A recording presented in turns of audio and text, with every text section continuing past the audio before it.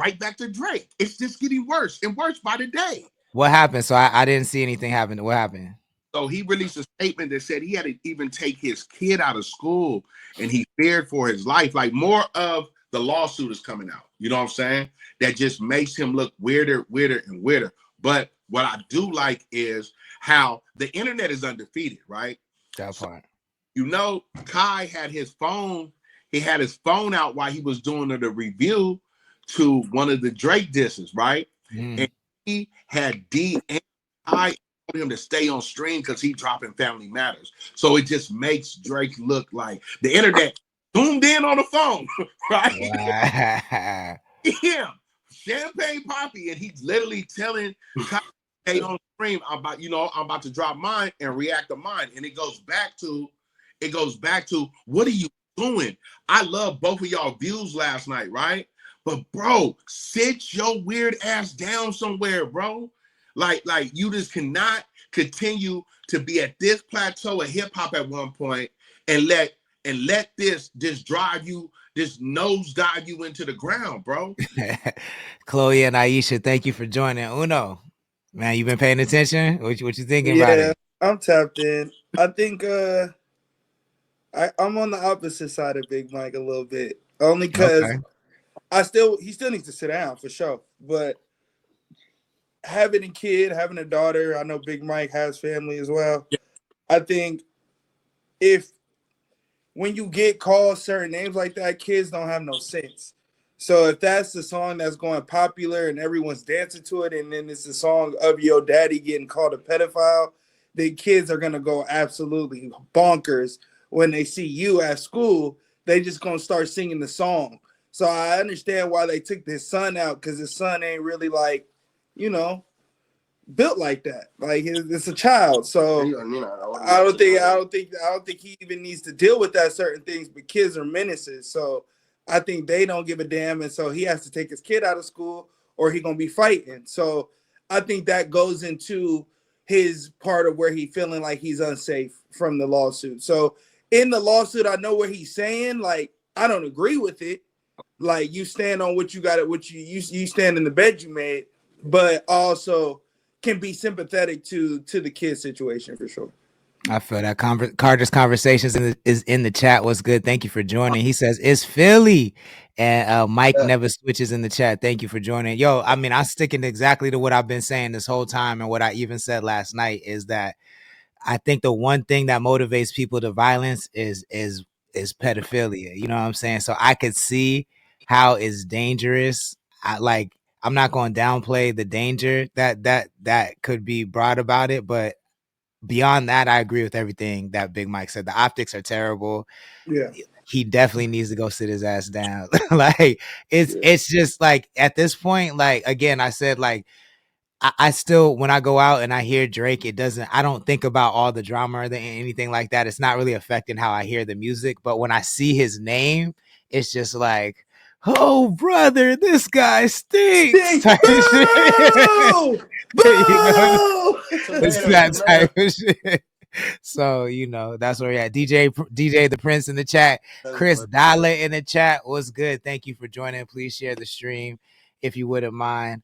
Um, Man, are we leaving anything out about that? We want to stay Uh, right there. We want to. it was just I see. Oh, I also seen that the content creators themselves they shot back at him today. Like, bro, what are you doing? Naming all of us. You know what I'm saying?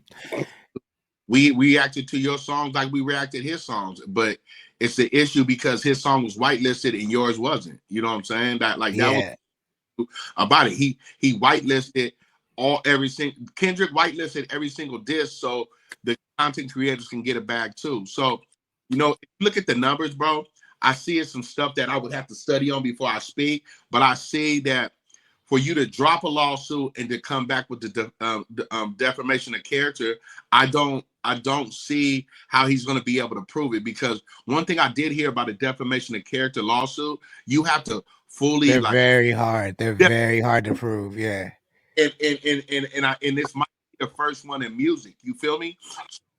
The thing about it is, I just like me myself, as if I feel that my character has been beaten up, the lawsuit is not the way I'm gonna go to it, because what are you looking for to come from the lawsuit? Are you looking for a payday?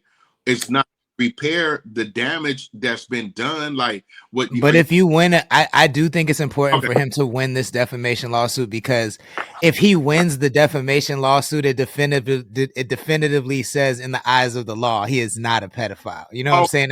And I think that will go a long way. The same way, like, so this is not the first defamation. I mean, Cardi B won a defamation lawsuit against Tasha K, but it's because Tasha K said she had herpes and she didn't have herpes. You know what I'm saying? So, but that wasn't music. That wasn't diss. That's what I meant about it. You know what I'm saying? yeah. He won a lawsuit against a podcaster, and it wasn't just the herpes. It was talking about that movie was based. She was a stripper setting up. You know, yeah. So I understand what you're saying. Yeah. But you do bring up an interesting point. Like, because this is the narrative, like throughout the whole battle, throughout 5 or 6 songs or 5 songs, Kendrick painted this narrative throughout each song that, you know, Drake is a danger to kids. At best, he's saying Drake is a danger to kids. At worst, he's saying that he's a pedo, right? And so he's painting this narrative through 5 or 6 songs. So maybe you can't take verses from one song, and because if it's just one song, maybe it's artistic license. But if you say it repeatedly, I wonder how that's going to go, because we've been seeing the law try to use lyrics to convict people over and over and over and over again. I think actually, if the lyrics are used in the defamation suit, I actually think that's really bad for freedom of speech. So this is a tricky lawsuit. You know what I'm saying? It's a tricky one. Yeah. Like I said, bro, if you just put everything aside, like, you know, my feelings and that, I don't have. Let me be clear about like my feelings about the dude Drake. I don't have no ill feelings. He's an artist, right? Yeah. I got into Drake dealing with females. Like, you know what type of music I listen to, but you know, he has did things inside this thing of ours, this culture, right? That cannot be denied. You know, he didn't own damn near 10 summers. You know what I'm saying? There's some Drake fans out there that will go to the death row. Okay. In all the battles I've seen, bro, it's just sickening to me in this hip hop culture of what I love. Like, it's something I love, bro. You know what I'm saying? I was right there at the beginning of it as a kid and used to get my ass whooped behind that white short tape. You know what I'm saying? It's like, the thing about it is, I just think it's just like you just said, tricky. Now I'm invested in to see how the law works. Like, what is your angle, Drake? Because if you're at the black and white, he was like, this tore down my career. This caused stress. This endangered me and my family. You know what I'm saying? And I'm like, damn, that's what happened from all this. You know what I'm saying? When the other dude is past it at this point. You know what I'm saying? I feel that. Chris Dallas says, I have a new unreleased song that's about to come out. Should we play it first here? You already know what it is. $5 Cash App or Venmo. Send it over. We got you, my guy. We got you. The Spicy Singer in the chat. Thank you for joining. Please share the stream. So is Trey Anthony Official and Jenkins Markel. Thank you for joining. Please share the stream if you wouldn't mind. Yeah, man. I'm watching this one closely. And this also goes back to what I said earlier, is that if fucking I really do, the way we be watching lawsuits, man, I really do believe in 5 to 10 years all these little rap fans is gonna be like expert lawyers, expert legal because we didn't used to watch lawsuits this close. Niggas was not reading cases back in the day, and that's like a thing that people do now, is read cases. Like, I've never seen anything like this. Like the way I done watched the Young Thug trial. Don't let me get in no trouble. I'm gonna represent myself. Fuck it. that part, that part. Yo, this shit is crazy. I done seen enough.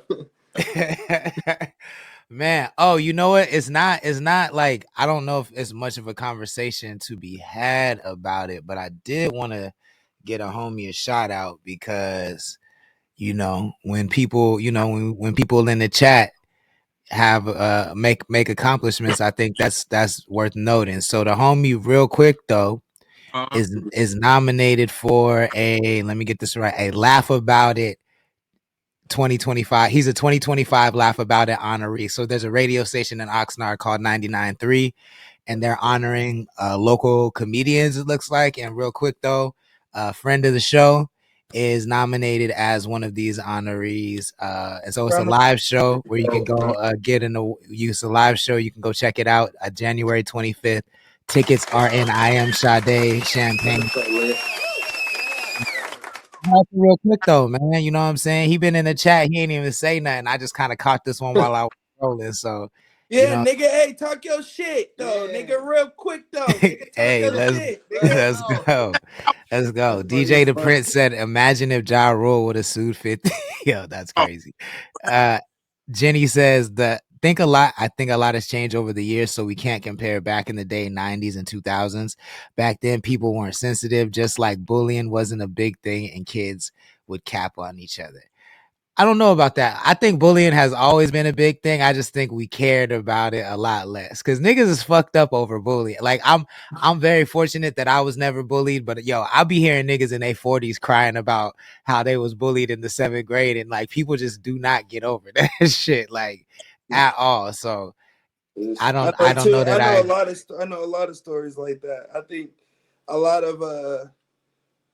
of black people that grew up in the 805 can contest to that. So for sure. Or just honestly, just non-white people. Yeah, They probably attest. Marquis says, I'm gonna let y'all finish, but Phil slid on the sloth. That's the message. That part. That is very true. Shout out to gang, that bro. verse is going crazy. My brothers, I appreciate y'all, man. Hey, imagine if Ja did sue 50 and lost. Do you know was still, bro? 50's not to be played with, bro. Like True. that's I mean, he's the whole reason for this Jim Jones and Cam beef. He's the whole like that shit is so crazy.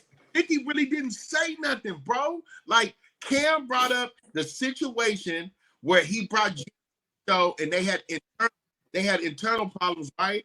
And then the next thing you know, Jimmy took it out of context, bro. That's like me texting you, bro, drunk or upset, and you not understanding the text, and you take it the wrong way. And instead of asking me or calling me what you meant about it, right? You didn't go like, hey nigga, what you do? I really think that's how Jim took it. But look where you at now. You over there getting roasted now.